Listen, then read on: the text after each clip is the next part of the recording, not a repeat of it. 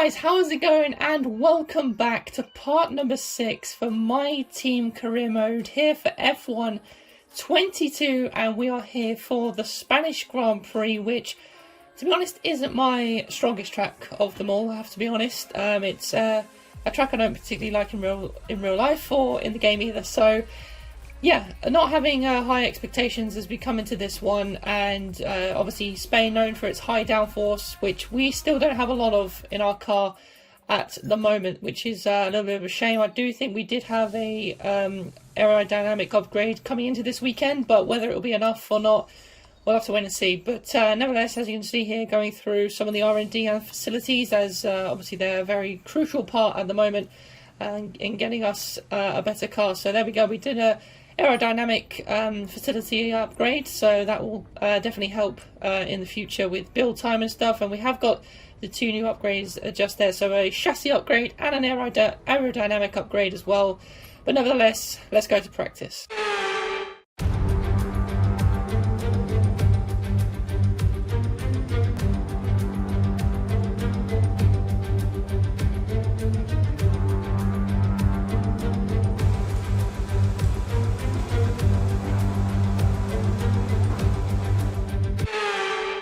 So getting straight on with it then, straight out onto the track then, and we're doing the race strategy for our first run. So yeah, just grinding in the hours and just trying to do as best as we can, and there we go. That's what I'm talking about.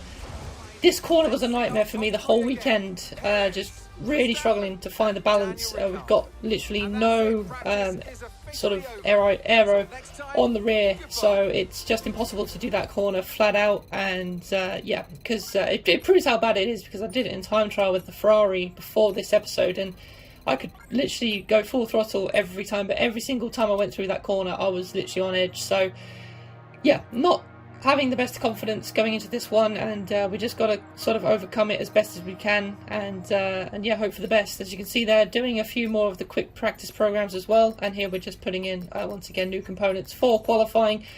And yeah, we'll see how this goes then. Like I said, not having any high expectations, but you never know in Formula 1. Let's go to qualifying to see what we can do.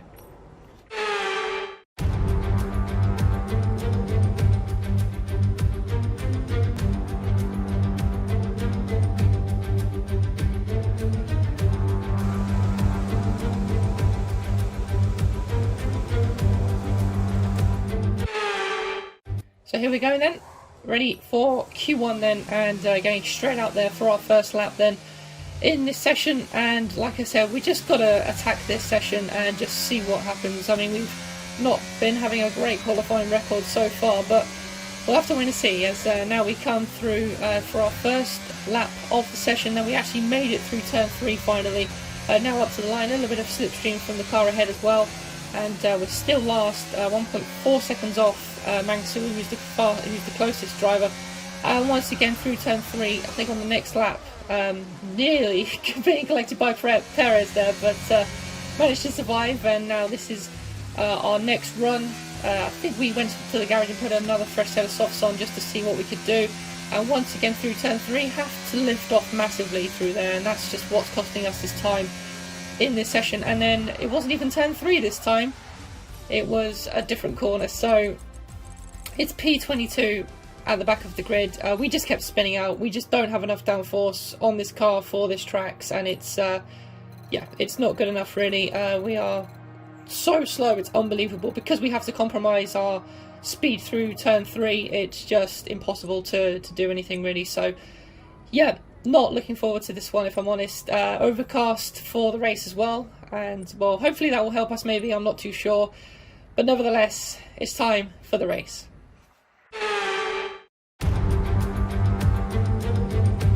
Welcome along then to what promises to be another fascinating Spanish Grand Prix.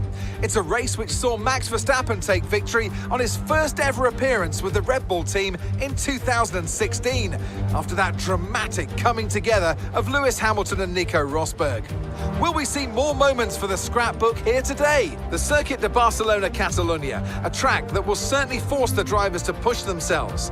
It consists of a very impressive main straight going into turn 1.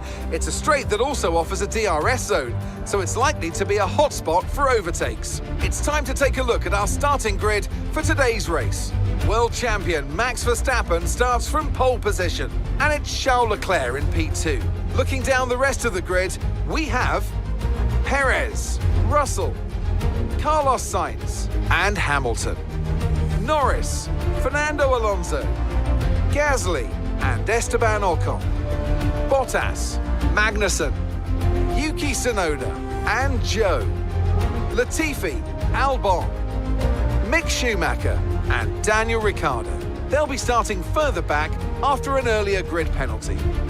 Vettel, Stroll, Ticktum and James. That's it then, it's time to go racing as we head down trackside for today's race. And with me today, of course, is Natalie Pinkham. Why don't we discuss Red Bull? What do you make of their performance so far this season? Well, the atmosphere within the team seems very positive at the moment. Everyone seems like they're in great spirits and having a lot of fun doing what they do. And that has definitely contributed to the performances we've seen.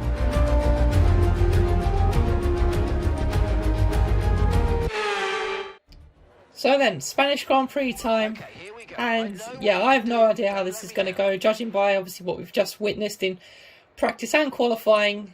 Not a good result, but I think we are going to start on the softs, if I do remember, because we don't want to start on the mediums at the start. We're slow enough, so we don't want to make ourselves even slower by going on a slower compound. So away we go for the formation lap then.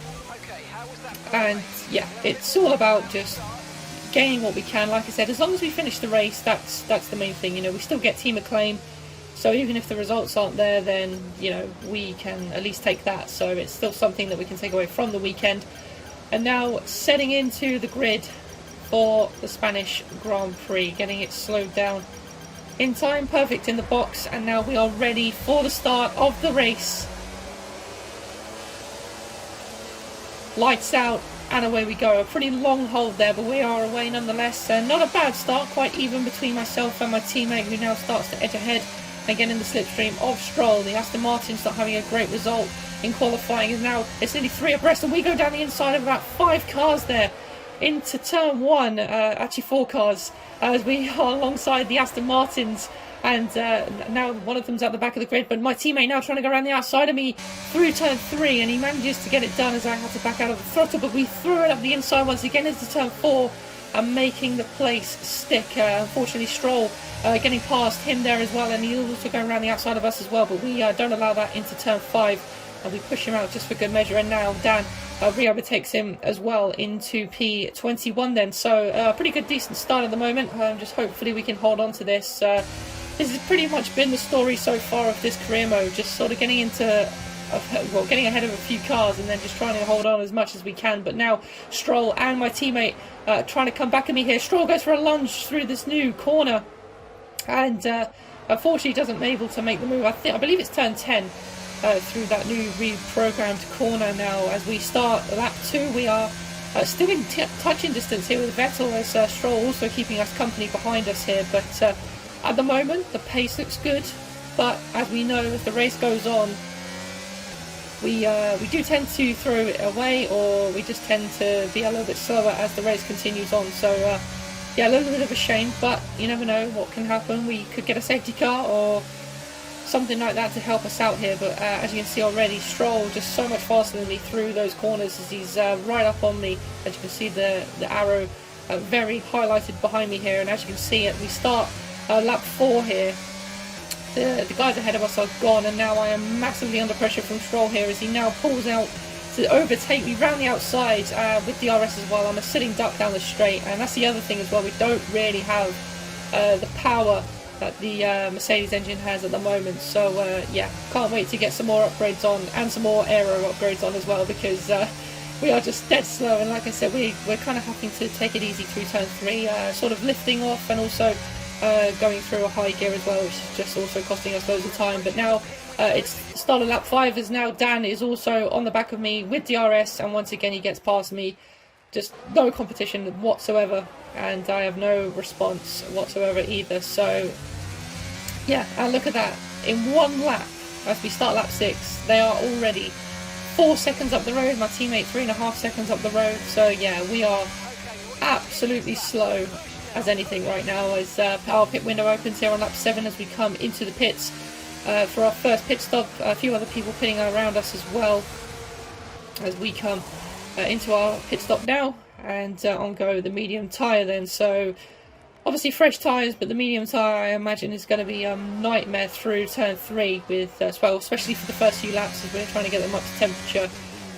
But yeah, now it's just a case of bringing it home really. The TP is the closest car at the moment, 7 seconds up the road, as we've now got Bottas down in 20th place. And now here on lap 15, we've cut all the way to lap 15 because nothing has happened. We've literally just been sat at the back of the grid trying to do our best, but we've just got no pace whatsoever, and now we're getting lapped on lap 15.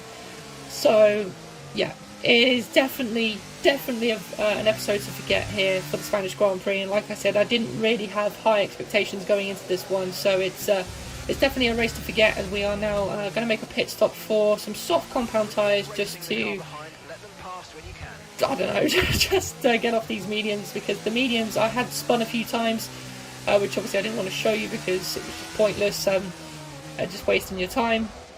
So yeah, the mediums have gone, and I just sort of wanted to get to the end of the race. So we go on to soft compound tyres to the end of the race, and maybe just get a fastest lap or something if we can manage that. But we can't even probably manage that even with fresh compound tyres with with a lap to go. So there we go, George Russell an 18.1, and our fastest time is still on 21.9. So yeah, definitely an episode to forget, as once again on fresh soft tyres we somehow still managed to spin in the last sector. So yeah, an absolute dismal episode, and it is a lonely, miserable, horrible P22. Alright, race over, take care of the car on the way in.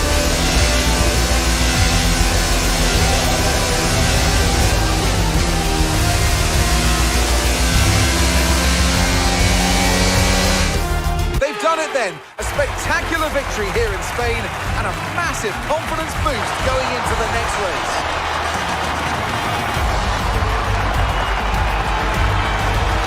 So Natalie, what do you think helped them deliver this result? Well, they certainly stood out as a driver with tons of confidence on the track. I think their ability to keep their cool, even during some of the more hectic parts of the race, meant they were able to capitalise on the mistakes of other drivers, giving them the opportunity to make their way to the top spot with ease. Here come today's winners. The team at Red Bull have done a phenomenal job recently, and it's clear to see that they've put in the work, and they should be so proud of the victory they secured here.